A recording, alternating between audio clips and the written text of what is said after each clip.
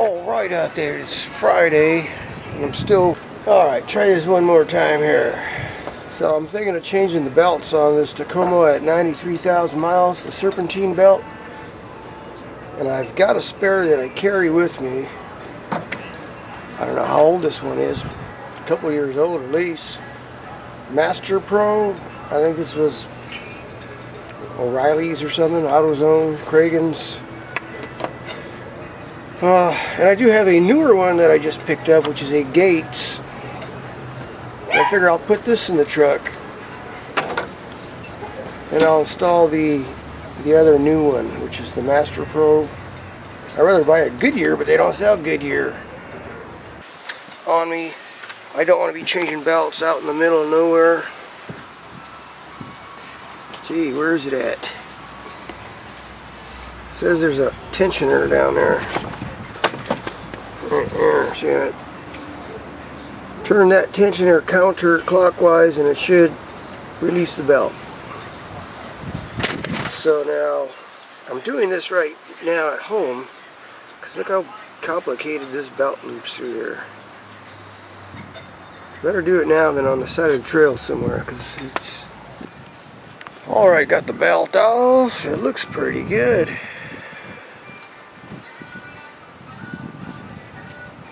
$93,000 miles.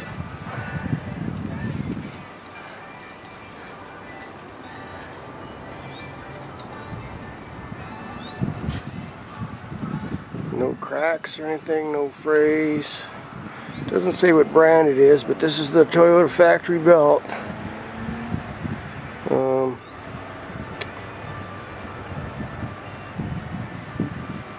Like I said, I'm going to change it anyway. I'm going to save this. Hey, for a spare, nothing wrong with it. Pack that in the truck just in case. Somebody might need one along the trail. Well, I'm inside the garage here only because it's windy out there. Don't know whether you can hear me nice and clear, but yeah, it was a beautiful day today. I went out for a morning hike. 2 hours. Haven't done that in probably about 2 weeks, only because I haven't been around. And like I said, weekends are short, you know. So, first thing I did this morning, it was sunny, warm, a little breeze blowing, it was just right. I've got the axle, the front axle. Picked that up today. It was 65 bucks plus quarter charge, which came out to about 90 something dollars. I don't know whether I'm going to get around to it right now or not. I might. Let's see how long this belt takes. See if I get it right the first time. Alright. Got the belt on. It was a bit of a battle, but you know, this is the first time I've ever changed this belt. You'll learn a few things, right? See, my arms here are all chewed up from the fan shroud. Trying to get in there. Yeah, trying to get my hands down in there. You know, like that. To thread that belt through and keep it all the way it's supposed to go, and you really can't see down there too good. I almost was thinking of just pulling the whole radiator out and make it a whole lot easier, but that's a whole lot more work. I mean, it's doable. I mean, I did it. It was a fight.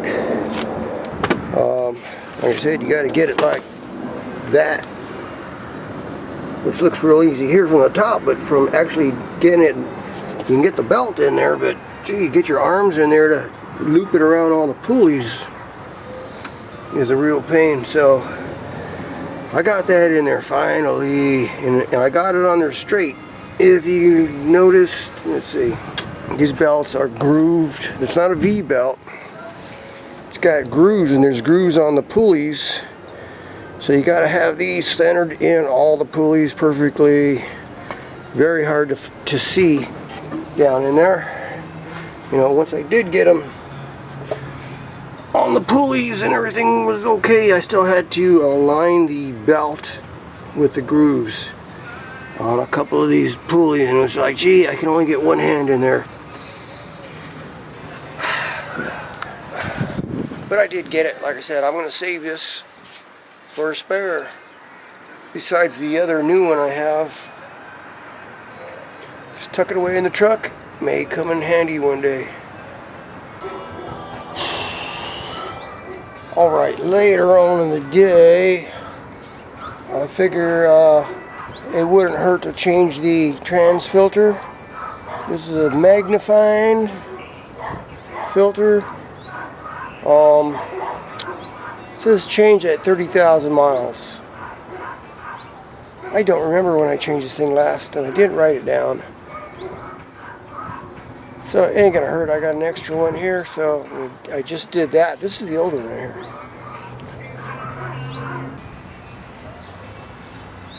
Alright, so before I throw this away, this is the magnifying filter off of Tacoma. I don't know how many miles it has on it.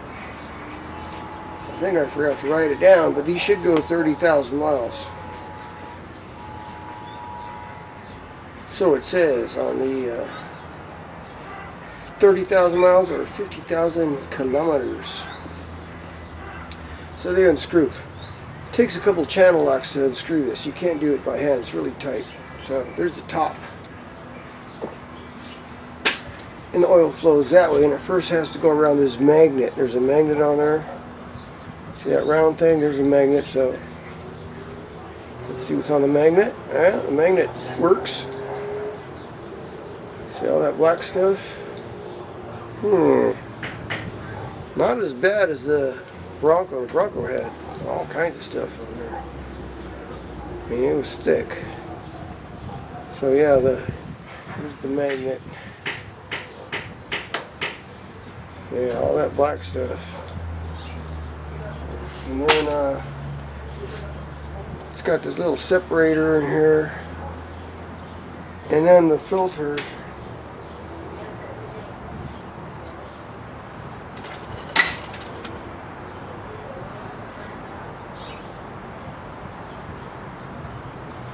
I would assume you would have to look at this under a microscope to actually see what's on the filter, but yeah, there's the filter. No chunks or nothing. It's got this rubber seal on the bottom. So everything looks pretty good. And the fluid smells good. It's nice and oily. It's a little dark, but it's not brown. It's not burnt. But see, all that black stuff in there is now out of the oil. So the filter does work. It does I could assume, does a pretty good job. All that black stuff would be circulating in your oil system and usually settling on the bottom of the oil pan, where there is, I believe there is another magnet on the bottom of the pan there. So kind of cool, I think. Alright, it is Saturday. Here's the new axle. Actually, this is a rebuilt axle from O'Reilly's. Hopefully it's the right one. So this side goes into the transfer case, or into the differential. This side goes into the hub, or into the spindle. Feels like it's got a little grease on the seal already. It's good. So, yeah, this was $65 plus core charge. Master Pro drive axle. Hopefully it's the right one. So this is what I got to do. I think this is fairly simple. I did the other side once. Or I pulled the axle on the other side once. But if I remember right, remove the caliper. Remove the caliper. Pop this cap off, unscrew the nut, disconnect the tie rod, and sneeze. And unbolt the ball joint down here. I got 2 bolts. This is real easy to separate this ball joint. There's a bracket, so there's 2 bolts. I'm going to loosen that up. And then, if I remember right, this whole assembly, the spindle will slide out of the way, and you push the axle in or out or turn it or something, pull this off the axle, and then you pry the axle out of the differential. Man, I'm ready for a beer, but I don't have any. I still got to bolt this thing back together. And remember to put diff fluid. Better go get some, huh? Alright guys, it is hot out here. So I got the old axle out. Took some prying, but I got it out. Fishing it out of here just fought me a little bit, but I got it. It's just awkward, you know? So now I'm trying to get the new axle in there, and it'll go in, but it don't go in all the way. I was like, well, what am I doing wrong here? So here's the new axle. Yeah, it weighs about 15 pounds maybe. Should just slide right in according to the book.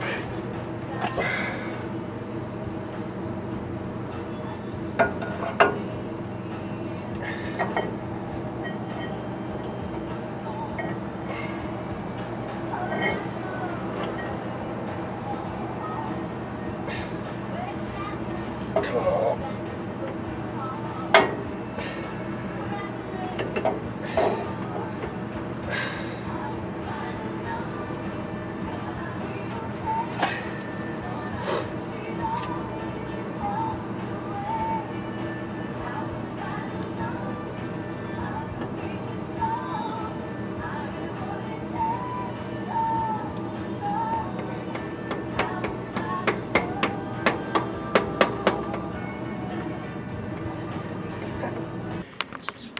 And it's just awkward trying to get things in here, you know, and to see what the heck's going on. But it's in now. Yeah, it just took a few taps, you know, tap, tap, tap, and it slid right in. So I was panicking there. I was panicking. I was ready to take the new axle back to O'Reilly's because they don't fit, right? But yeah, so I thought, hey, wait a minute, let's try the old axle first and see how that fits. And it fit the same. So it wasn't the axles. I just had to, I went online, got some tips from you guys out there at High Desert Off-Road Recovery. You know, the guys that came out and rolled my Bronco over for me? Yeah. Somebody out there's got an answer. There's a lot of good off-roading people out there. There's a post on there right now. Somebody stuck out there by the hot springs on the trail out there. That'd be nice to go to right now. I bet, oh, the water's just, the creek's nice and cold right now. Be an awesome day. Maybe tomorrow, we'll see. Well, all done. Hard part was just getting the new one back in. Took a few taps and it was in, so that's it. It's all bolted back together. Just threw some grease oil in, or we call that differential oil. That ground is hot out here. Yeah, it's hot out here. Now I gotta clean up a little bit and go get my core deposit on that axle and give me a couple cold ones.